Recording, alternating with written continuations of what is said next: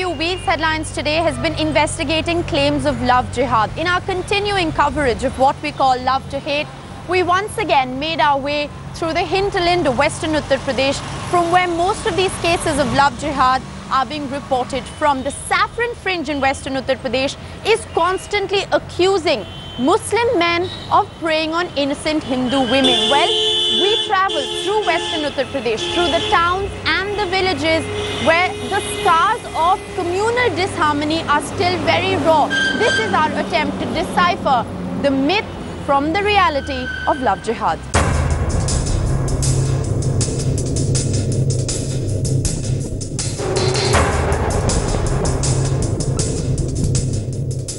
Meerut woke up to the scars and pain inflicted on Bhavna when a jilted lover threw acid on her. मैं दीदी के साथ market गई थी। Market से आई तो घर के सामने किसी में एसिड डाल दिया और कहा कि मेरी नहीं होगी तो किसी की नहीं होने दूंगा। Bhavna is a Hindu, her attacker a Muslim. The case branded as love jihad. ये 29 जून 2005 में हुआ था मेरे साथ। एक बुड्ढा था, मुझे परेशान करता था, मुझसे कहता था शादी करनी है। मुसलमान था, लेकिन मेरे पापा ने ये मना करा, पुलिस में भी रिपोर्ट करी, लेकिन वो बाज नहीं आया। उसके बाद मेरी सगाई हो गई थी, उसे पता चल गया, उसने मेरे पे एसिड डाल दिया। और आप उसको जानते थे, कभी उससे मिले थे या कुछ आपके बीच में कोई दोस्ती थी कभी भी, कि वो जैसे बोल रहे थे कि सडनली वो बस एक दिन आ गए, क्या हुआ था? दीदी एक्सपायर हो जब आया था हमारे यहाँ पर, बाकी हम मिले कभी नहीं थे उससे। आप जानते भी नहीं थे उसे? नहीं, मिले भी नहीं थे। The Janhit Krantikari Sangathan adopted Bhavna's fight, aided and funded her treatment and gave Bhavna another shot at life. But it was this case that initiated the discourse of love jihad on the streets of Meerut back in 2004. 2005 में हमने इस मुद्दे को उठाया और हमने सड़कों पे उतर के जो लड़कियों की जो प्रॉब्लम थी, उन्हें लड़के छेड़ते थे, उस पे हमने काम करा। और हमने 2, 4, 5 दिन के अंदर अंदर ये सामने आया कि जो लड़के थे वो अधिकांशतः जो है मुस्लिम निकलते थे और अपना नाम हिंदू बताते थे वो। तो जब तक तो हमें नहीं आभास था इस चीज़ का कि ये ऐसा कुछ मैटर चल रहा है। तो जब सड़कों पर हम आए तो हमें पता लगा कि मुस्लिम युवक और हिंदू लड़कियां, ये एक मैटर था सामने सबके। Bhavna's is at best a case of jilted love, far from the traditional definition of love jihad. Western Uttar Pradesh is battling the paranoia of love jihad, with the fringe group claiming that this is in fact a larger game plan for Islamization. But really, is it? Where is the evidence to prove that this is in fact a fully concocted larger game plan? The Uttar Pradesh BJP may have dropped the phrase love jihad from its official political resolution, but the baton has been successfully passed on to the fringe, reportedly being encouraged by the silent endorsement from the highest echelons of power. इस बारे में जो भी चर्चाएं हो रही हैं, उसमें ऐसा है या नहीं, इसका एक बार परीक्षण तो होना चाहिए, क्योंकि ऐसी बातें कई बार सामने आई हैं। लेकिन तात्कालिक तौर पर ऐसी बातों पर मैं अपनी तरफ से कोई अधिकृत टिप्पणी नहीं कर सकती, और मैं ऐसे तथ्यों को हम नज़रअंदाज करें मैं ये भी नहीं कह सकती। मैं ये कह सकती हूँ कि ये सारी चीज़ें समीक्षा का विषय हैं और इन सारी चीज़ों पर ठीक से विचार होना चाहिए। दोनों समुदायों के जो वरिष्ठ लोग हैं उनको बैठ के विचार करना चाहिए। But there are many in power who acknowledge that crime against women is being given a communal color in the name of love jihad. Do you believe that crime against women is getting an increasingly communal picture? Yes, of course. Yeah, certainly. I think that is happening. That is a trend that we can see from all the recent incidents. That's very easy to say from that.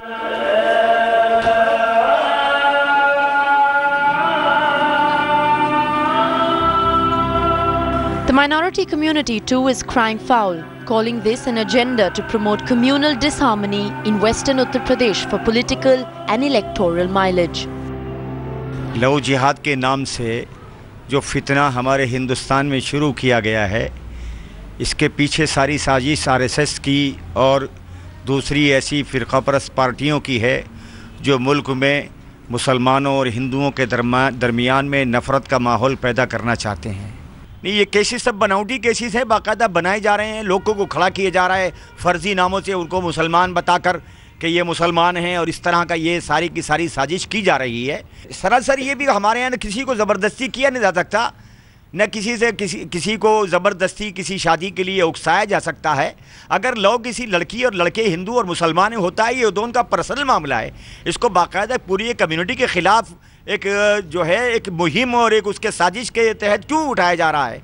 भाई love तो आज नहीं, हज़ारों साल से इस मुल्क में होता है चला आया है। हिंदू और मुसलमानों में आपस में किसी ने किसी से शादी कर ली, किसी ने शादी उसके साथ कर ली। तो ये अकबर ने शादी कर ली जोधा भाई के साथ में, तो कोई हिंदुस्तान के उस वक्त के मुसलमानों हिंदुओं ने कोई मसला नहीं उठाया उसके खिलाफ। Young Muslim boys, disheartened and disillusioned with the state of affairs in Western Uttar Pradesh, are running out of patience. अभी तक तो बर्दाश्त कर रहे हैं, लेकिन अगर ऐसा ही रहा जैसे हमेशा बार बार इस मुद्दे को लेकर हमेशा हंगामा और हालात ख़राब होना, ऐसे हालात हो गए हैं पूरे मुल्क के अंदर, कहीं भी किसी भी मोड़ सांप्रदायिक दंगा दे देते हैं उसको। तो ऐसे हालात में बिल्कुल ये हालात हो रहे हैं कि पूरे मुल्क के जैसे कहीं भी कुछ भी दंगा हो सकता है किसी भी वक्त। अगर ऐसे हालात हुए तो मुसलमानों को फिर इसके बारे में कुछ ना कुछ करना पड़ेगा। ज़माना व्हाट्सअप और फेसबुक का है, आदमी व्हाट्सअप पे जुड़ता है, फेसबुक पे जुड़ता है, उसके फ्रेंड्स हिंदू भी होते हैं, मुसलमान भी होते हैं, उनसे चैटिंग करता है घंटों घंटों। इसमें कोई ये मामला नहीं है कोई किसी को गुमराह कर रहा है। अब जिसके जिससे दिल मिल जाए इसमें कोई क्या कर सकता है? तो इसलिए ये कोई गुमराह करने वाली बात नहीं है। ये सब नफ़रत फैलाने के लिए ये बीजेपी और आरएसएस बीज बो रही है, जिसको उन्होंने देखा कि पिछले इलेक्शन में उन्होंने हिंदुओं के अंदर नफ़रत मुसलमानों के लिए पैदा की तो उन्हें फ़ायदा पहुंचा। अब वो यूपी में ये चाहते हैं कि मुसलमानों के अंदर, हिंदुओं के अंदर मुसलमानों के लिए नफ़रत पैदा करें ताकि वो आगे विधानसभा चुनाव में अपना फ़ायदा उठाएं। Lawyers fighting cases of forced conversions in Western Uttar Pradesh question how poor Muslim men can afford top lawyers to fight legal battles. Further, they add that love jihad is not so much about mistaken religious identity, but more about mistaken marital status. I would not certainly say no. It is not that always it is so. It does happen. They know their religion and in most of the cases. But the point herein is they don't know their marital status. Right. Not exaggerated. The problem herein is if a stray incident happens, it may happen. It may be a love. It may be two persons are loving each other. No problem. It does happen. So in that case, there is no problem. What happens is after they get married or they are supported by some vested interests also. And if a major person is marrying another major person, there is no problem. What happens is you are a married person. You are already having children. You have already 2 or 3 or multiple children, and then you are marrying away a young girl. One is that you are sending some boys to entice away the girls. I am not sure about this fact, but I am sure that later on they are being supported by some persons. That part is dead sure, and I have seen it in the courts. That is much evident in the courts.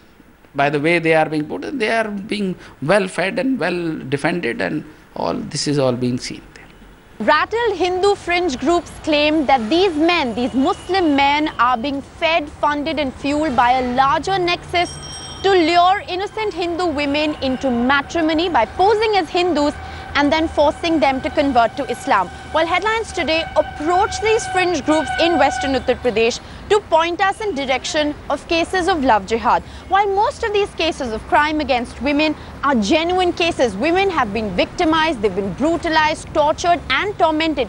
To categorize all of these cases of crime against women as love jihad is perhaps an exaggerated notion with little or no evidence on the ground. जो लोग छोटे छोटे कार्य करते हैं, जिनके घर में रोटी खाने के लिए भी नहीं होती है, उनको एक योजनाबद्ध तरीके से जो इस्लामिक संगठन हैं, मदरसे हैं, उनके माध्यम से उनको फंडिंग की जाती है, उनको मोटरसाइकिल दी जाती है, उनको सोने की चेन दी जाती है, उनको अच्छे कपड़े दिए जाते हैं, उनको लड़कियों को भावनात्मक रूप से प्रभावित करने के लिए, उनको कपड़े देने के लिए उनको पैसा दिया जाता है। और वो हिंदू लड़की को हाथ में कलावा बांध करके, माथे पर टीका लगा करके और इस प्रकार से उसका भावनात्मक शोषण करके उसको शादी तक ले जाते हैं।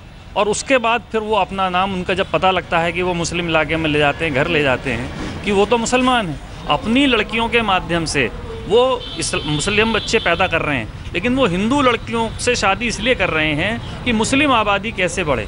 वो हिंदू लड़कियों के माध्यम से भी 4, 5, 6, 8 तक बच्चे पैदा करके अपनी आबादी बढ़ा रहे हैं। विशेष रूप से जो मस्जिदें हैं उनमें ज़कात इकट्ठी होती है, और मैं जानता हूँ, यहाँ पर नाम लेना ठीक नहीं है, इस प्रकार की मस्जिदें हैं हमारे शहर के अंदर जहाँ पर धन इकट्ठा किया जाता है समाज के द्वारा, और वह धन केवल इसी काम में खर्च होता है।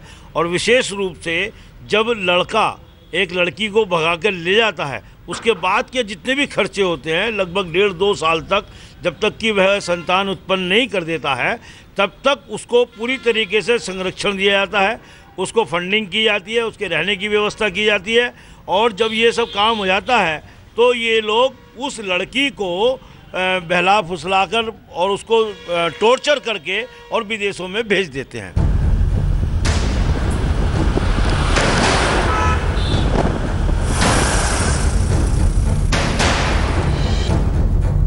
"13 kilometers from Meerut in Fafunda village, a girl was allegedly abducted from school and subsequently spotted by her village men living in a Muslim household. The family alleges she was kidnapped and forcefully converted. A Meerut court is yet to see her fate."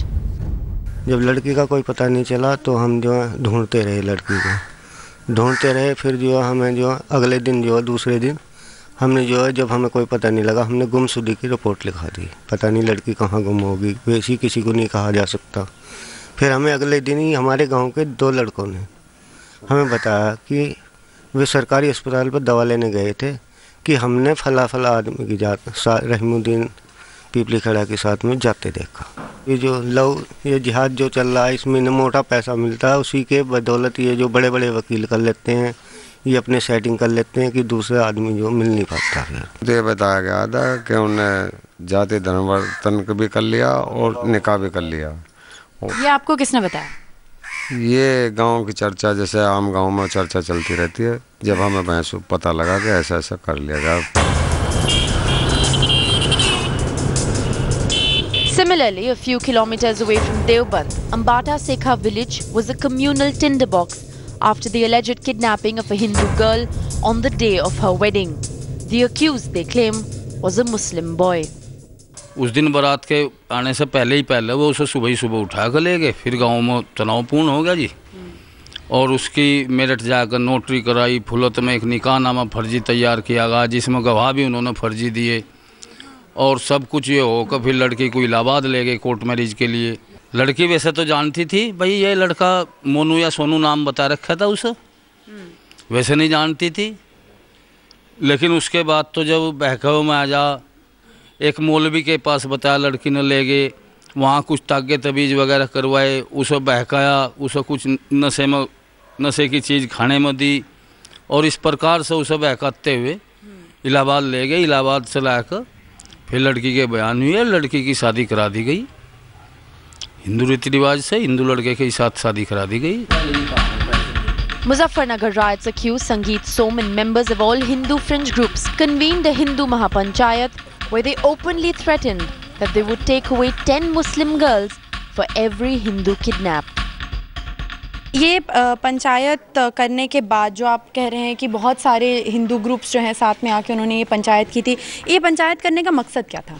Panchayat मकसद यही, जब police प्रशासन हाथ पर हाथ धरकर बैठ जाती है तो समाज क्या करेगा? कहीं ना कहीं अपनी बात को रखने के लिए तो कुछ ना कुछ आंदोलन संघर्ष उसे करना पड़ता है। हम दबाव बनाने के लिए ये काम करते हैं। समाज में हम लोगों को जिंदा रहना है, और एक बहुत बड़ा षड्यंत्र जो मुस्लिम कंट्रीज हैं उनसे हिंदुस्तान के अंदर पैसा आ रहा है, और जितने इस देश के अंदर मदरसे हैं उन मदरसों में योजनाबद्ध तरीके से ये काम चल रहा है। The families of both these alleged victims cannot confirm what happened to their daughters.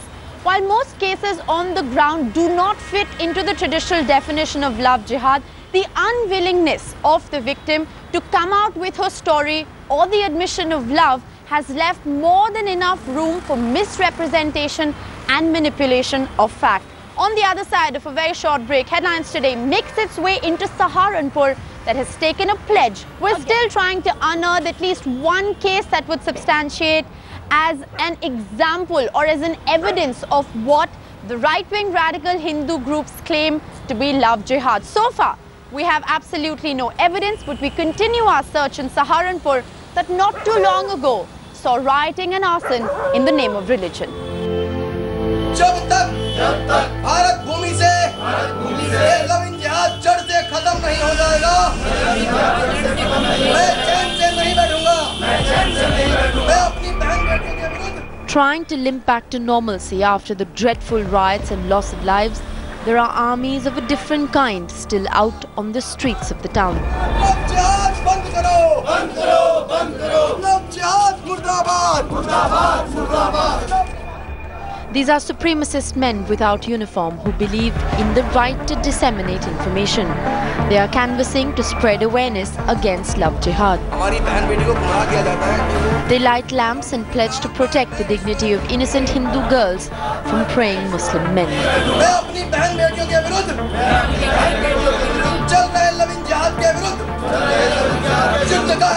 हमारी स्टार्टिंग रही है, अगर हमारी बहन बेटी की तरफ कोई भी व्यक्ति आंख उठा के देखेगा आने वाले कल में, अभी भी हम संघर्ष करें. अब ये आवाज़ पूरे देश की आवाज़ बन चुकी है. जो भी हमारी बहन बेटी की तरफ आंख उठा के देखेगा उसका मुंह तोड़ जवाब दिया जाएगा. पूरे वेस्ट भारत में आज किसी कारण दंगे हो रहे हैं. 100 में से 99 दंगों का मुख्य कारण लव जिहाद है, क्योंकि बहन बेटी को गुमराह करके लव जिहाद के शिकार में बता के उनका अपहरण करके उनको विदेशों में भेजा जाता है, केरल के रास्ते जाया जाता है, और पीछे कोई कार्रवाई नहीं होती. कार्रवाई ना होने के कारण लोगों में आक्रोश पैदा होता है, जुनून पैदा होता है. लोग अपनी बहन बेटियों की रक्षा के लिए, हमारे इतिहास में जिंदा चिताओं में हमारी बहनें जली हैं, उनकी रक्षा के लिए हम जान दे भी सकते हैं, जान ले भी सकते हैं. Saharanpur was shocked by the case of a young college girl lured by her best friend who posed as Avni Tyagi and turned out to be Reshma.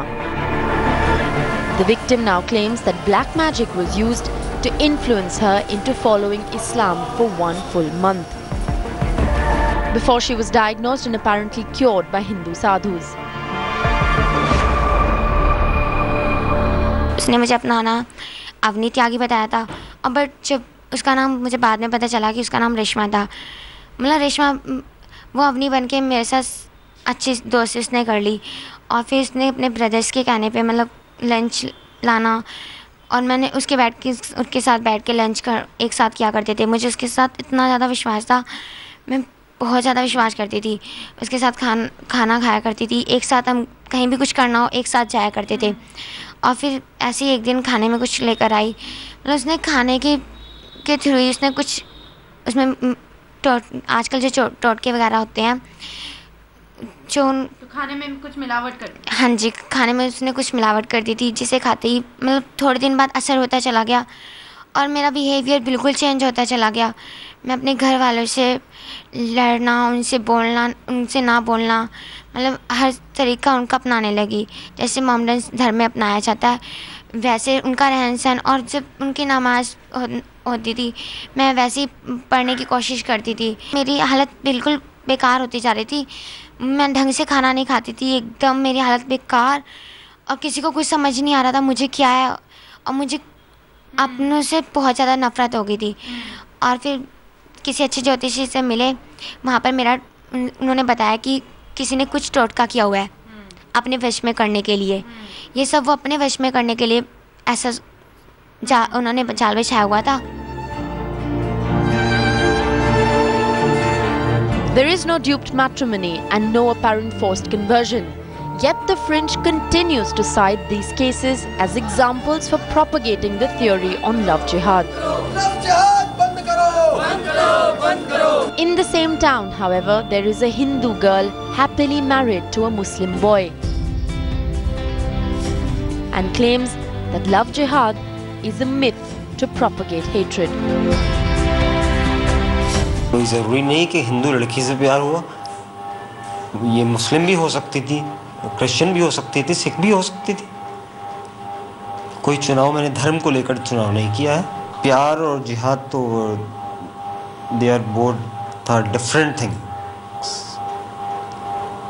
और ये इस तरह करके अगर ऐसा हो रहा है, देखिए मेरे नॉलेज में तो इस तरह से कुछ है नहीं मामला कि इस तरह से कुछ हो रहा है कि प्यार करके छोड़ देते हैं इंटेंशनली. तो ऐसा तो मेरे हिसाब से कुछ है नहीं. प्यार अपनी जगह है और प्यार कोई धर्म नहीं देखता है, कोई कास्ट और क्रीड नहीं देखता है। तो इस बारे में तो मेरा मानना यही है कि इसको धार्मिक रूप से ना देखा जाए, इस प्यार को धार्मिक रूप से ना देखा जाए। हम भी अक्सर न्यूज़ में देखते हैं, पेपर्स में पढ़ते हैं लव एंड जिहाद, लव एंड जिहाद। इसका मतलब ही नहीं समझ आता आज तक कि लव एंड जिहाद क्या है। प्यार तो प्यार होता है। हिंदू सोसाइटी के उन्होंने काफ़ी मेरे पापा को परेशान किया कि तुम्हारी बेटी मुसलमान परिवार में चली गई है, तुम क्यों नहीं करते। तब मेरे फादर ने कहा कि मैंने अपनी बेटी की शादी अपनी मर्ज़ी से की है और किसी को कुछ बोलने की ज़रूरत नहीं है। ये सब कुछ बकवास है और इन बातों की तरफ नहीं सोचना चाहिए और इससे कोई फ़र्क नहीं पड़ता जिहाद से या प्यार। तो जहाँ प्यार होता है वहाँ ऐसी कोई चीज़ होनी नहीं चाहिए। सब बकवास है, बस मैं यही कहना चाहूँगी। The Army Against Love Jihad claims they only fight love jihad but not true love. But who makes the distinction and who distinguishes one from another?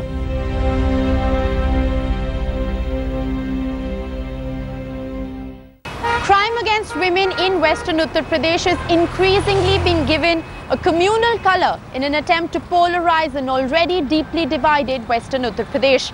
According to data that has been sourced by the state government, out of 343 cases of rape that were reported between the 1st of January and the 15th of August in 2014, only 48 cases were Hindu-Muslim, making it difficult to ascertain whether the accused were from the majority community or from the minority community. So there is very little statistical data, very little empirical evidence, and almost no reality on the ground that substantiate claims of love jihad, forcing us to arrive at a conclusion that this concept of love jihad seems to reek of divisive politics to mold perception to suit one's own agenda.